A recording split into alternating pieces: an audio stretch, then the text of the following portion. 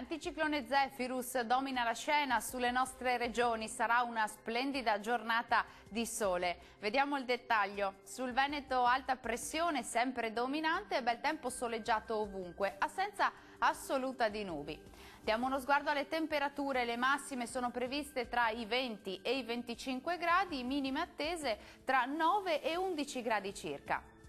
Sarà altrettanto fortunato il Friuli Venezia Giulia, bel tempo soleggiato e stabile ovunque e cieli completamente sereni.